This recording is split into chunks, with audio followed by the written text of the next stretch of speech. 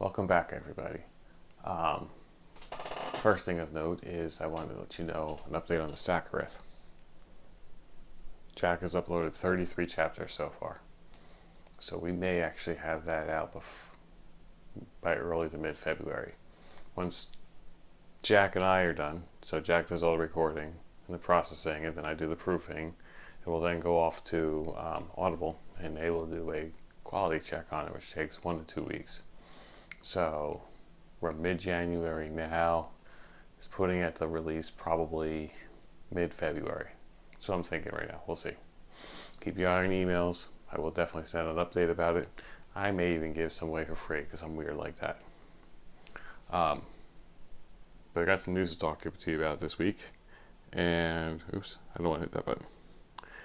So, Popular Science is reporting. Get a little picture here. See this? The picture of a couple women at a water fountain. Okay. So, follow me through this invention. There's places in this world, like say Flint, Michigan, where there's not access to clean water. So, does it give a person's name? Somebody has invented something they're calling the Freshwater Machine. Actually, the article doesn't say who invented it. Well, that's not very nice of them.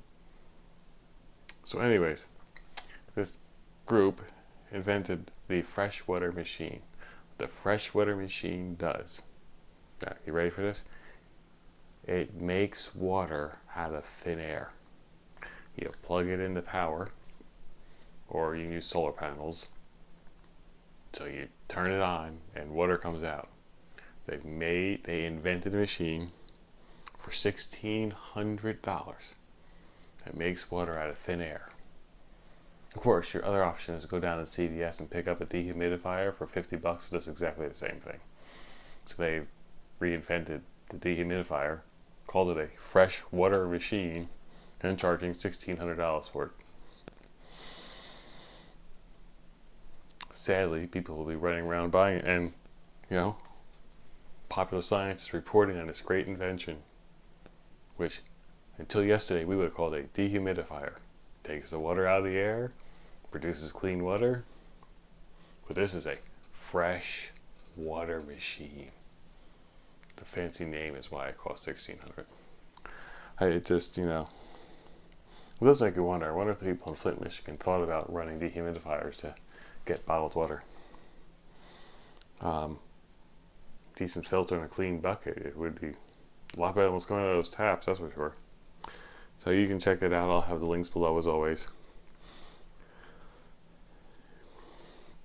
And I like this one. This one's kind of funny. So this is being reported by Mental Floss. You can see there's a picture of pennies here. Those of you that are not in America, that's what a United States penny looks like. The material it's made out of is actually worth more than the coin itself. At least that's what I've been told. I've never actually tried to sell a penny. But apparently on January 11th, Nick Stanford of Cedar Bluff, Virginia. It had to be Virginia. He was fined. Does it say here what the fine was? He was trying to pay his taxes, and there was some dispute, and he couldn't get anyone to tell him how to pay his actual taxes for his cars. He was actually trying to pay his taxes, and the plan fell through. He actually had to file a Freedom of Information Act to get the information and whatnot. Well, so he sued about the inability to pay taxes. Eventually, though, he got the information. I said, okay, here's how you pay taxes. He was so annoyed by this point, Mental Floss is reporting that he paid his taxes in pennies. 1,600 pounds of pennies. He hired 11 people to help him carry. So they filled up wheelbarrows with pennies, and they paid his taxes in pennies. They say it cost him $1,000 over what he would have paid if he just, wrote a check. But I bet you this guy felt like that $1,000 was well spent.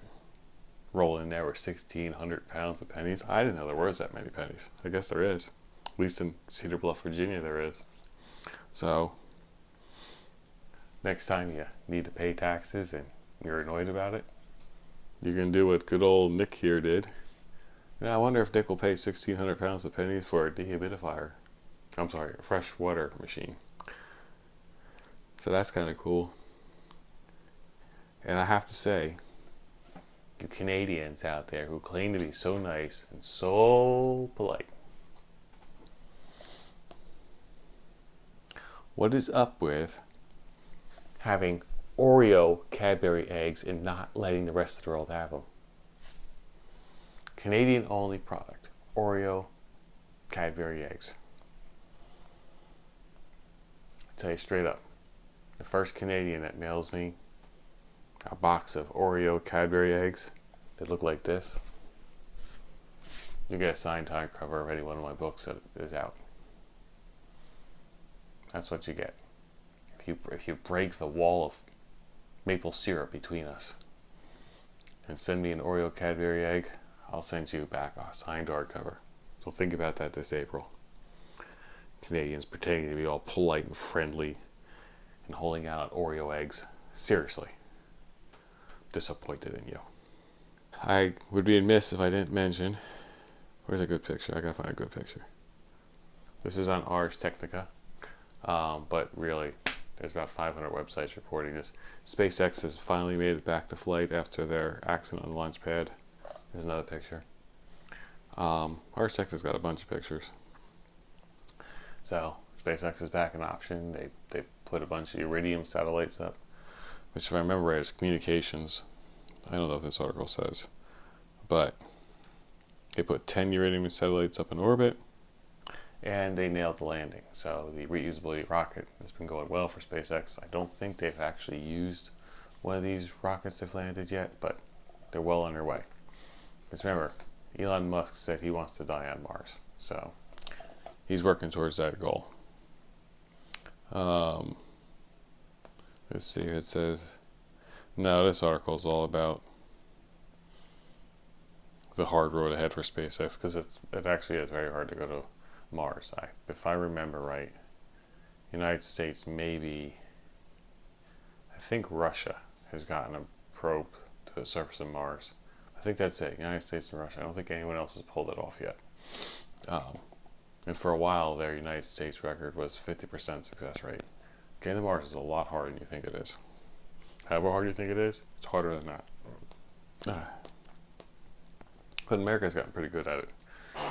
And I think European Space Agency successfully put a satellite in orbit, but nothing onto the surface yet. But they're not far. They're not far from pulling it off. The next one might land. We'll see. And here's this one. I'm going to close with this one because this one's kind of cool. See this picture? This is just a cool military picture they picked for the article. It really has nothing to do with the actual article itself. It's just some guys in camo with guns. And you can talk about the military, you find a camo with guns picture. This is on Live Science.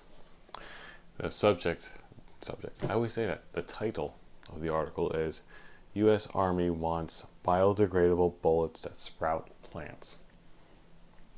So apparently, they want to load seeds into guns and shoot them. But remember, it's military, they're going to pay more, so they become biodegradable bullets instead of seeds. The thought is, when they're traveling around the world and they're doing training exercises, well, the bullet that comes out of most guns is basically lead. And lead's poisonous. So now you have a big cleanup effort after you've done your training missions. The idea is if you fired bullets that biodegraded, and even better, planted plants, you wouldn't have to clean anything up. They'd return to the earth, the plants would grow, and everybody would be happy. Have a nice field of daisies or something. So the Department of Defense put out a request for people to invent a biodegradable bullet. I'm kind of wondering how good this will work, because if you're training for real firearms use, you kind of need to use real ammo, because there's things like explosions and ballistics and noise and stuff like that you got to get used to if you're in the military. So I don't know how well it'll work, but we'll see. It'd be kind of cool. Show up at some farmland, tromp through it, shooting at everybody, and leave behind a bunch of plants. I don't know. So, let's see. Oh, I want to talk about one more article. This one's on Universe Today, but again, it's one of those ones that's been reported by lots and lots and lots of people. The Chilean government has released a UFO video. Okay, people, we need to understand UFO stands for Unidentified Flying Object. It doesn't stand for little green men who are coming to take over the world.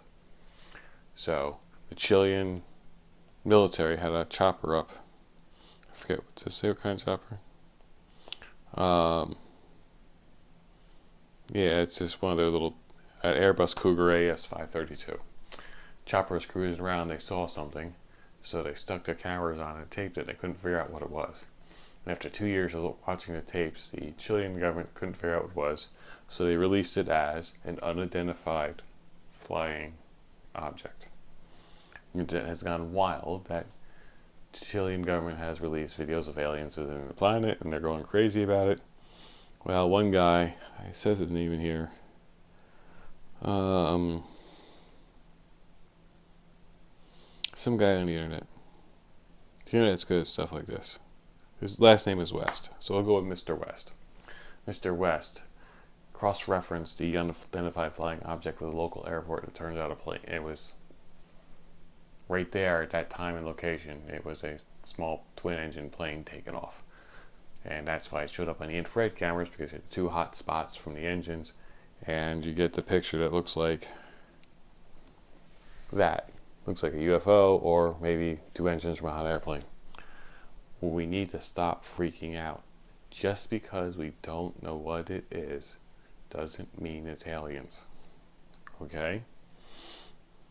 I'm not saying it's not aliens out there. I'm just saying, just because we don't know what it is, that's not sufficient reason to jump to the conclusion that it's something else. The end result is we might just say, I don't know what that was. And we need to learn to be okay with that.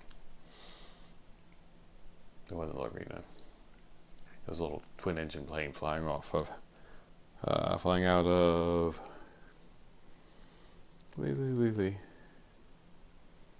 Mick West. That was his name. And it was flying out Santiago. I don't know, I'm probably saying that wrong. Someplace in California. So, let's not jump to conclusions, people. Let's have a little bit of common sense and realize that planes fly over our heads all the time. Like, all the time. Especially if you're like me, you live there in a major international airport and occasionally run down the runways and get chased with guns, that kind of thing. So, that's what I had for this week. Remember, you too can buy a dehumidifier for $1,600 if you just take a little sticker and stick it on the side and call it a Freshwater Machine.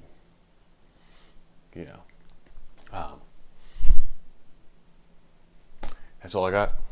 I do plan giveaways sometime in February around the release of the audiobook. I'm waiting to find out when the audiobook is coming out, and I'll probably give away a few books. I still got 2 hardcovers left, and looks like a 6 or 8 paperbacks to give away. So that'll be fun. So until next time, as Grandmaster would say, may the real Lord of Creation bless and keep you. Good night.